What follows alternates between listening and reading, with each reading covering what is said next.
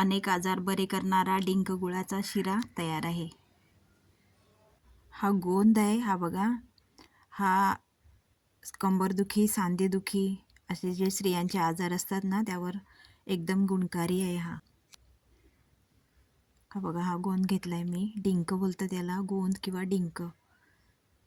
हा मी असा कुटून घेते म्हणजे तो तुपात पटकन परतला जातो, आतमध्ये कच्चा नाही राहत। हा बघा, हा कुटून घेतलाय मी। आता मी तूप घेतले, हा त्याच्यात मी तळून घेते। हा बघा, हा कसा फुलतोय बघा, म्हणजे हा जरा पण कच्चा नाही राहत। जाडसर असला की मग तो आतमध्ये कच्चा राहतो। हे बघा, हे तळून झाले आपला। आता हे काढून घेते मी।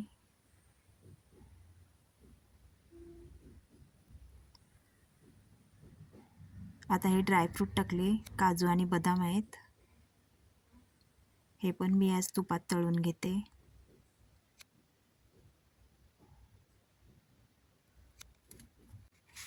मी गूळ घालून बनवणार आहे, तुम्ही साखरेत पण बनवू शकता। हे बघा, पाणी उकळल्यावर त्याच्यात हा गूळ घातलाय मी, हा वितळून घेतोय। या डिंकाचे खूप फायदे आहेत, जसे की याच्यापासून कॅल्शियम, मॅग्नेशियम, प्रोटीन, ज्याच्यामुळे आपले हाडं मजबूत होतात आणि आपल्या हाडांचं दुखणं कमी होते। याच्यामुळे इम्युनिटी मजबूत होते। याच्यामध्ये कार्बोहायड्रेट्स असल्यामुळे ते शरीराला एनर्जी देण्याचं काम करते। याच्या सेवनाने डोळ्यांची दृष्टी चांगली राहते। हार्ट पेशंटसाठी सुद्धा हे चांगलं आहे, हार्ट पेशंटला सुद्धा देऊ शकतो आपण। आणि बाळंतिणीसाठी तर वरदानच आहे, बाळाला दूध चांगलं येण्यासाठी हा डिंक खूप उपयोगी आहे। चला, आता हा आपण रवा भाजून घेऊ। रेसिपी आवडली तर चॅनलला सबस्क्राईब करून लाईक, शेअर आणि कमेंट करा। हा बघा, हा लालसर भाजून घेतला आहे रवा, म्हणजे याचा सगळा कच्चेपणा घालवलेला आहे। रवा झाला आहे आपला भाजून। हे बघा, ह्याच्यात मी गुळाचं पाणी टाकले। आता हा थोडासा शिजवून घ्यायचा आहे, पटकन शिजतो रवा, त्याला काही टाईम नाही लागत, झटपट होणारी रेसिपी आहे। हा बघा, ह्याच्यावर आता मी झाकण देणार आहे।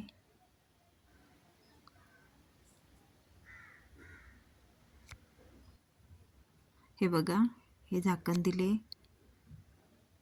आता हे झाकण काढून बघू कसा झाला आहे। हा बघा, पाणी पूर्ण आटलं आहे याच्यातला। आता याच्यात गोंद टाकू। हा गोंद मी परत वाटीत चुरून घेतला आहे, म्हणजे तो छान मिक्स होतो। आता हे ड्रायफ्रूट्स टाकू, त्याच्यात जे तूप होतं ते पण त्याच्यातच टाकले मी। ह्या काळ्या मनुका आहेत माझ्याकडे, त्या टाकलेत। तुमच्याकडे असतील तर टाका, नाही तर नाही टाकल्या तरी चालतात। माझ्याकडे होत्या म्हणून मी टाकले। हे बघा, हे सगळं आता मिक्स करून घ्यायचं आहे। गुळ आपण आधीच टाकलेला आहे।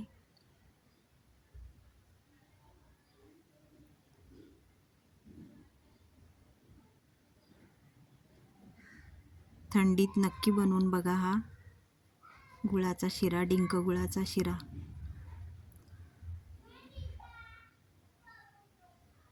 हा बघा, तयार आहे आपला। याच्यामध्ये आता वेलची पावडर टाकली मी।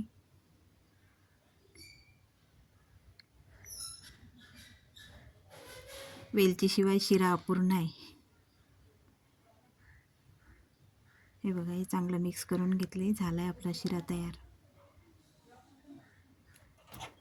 शिरा तयार आहे।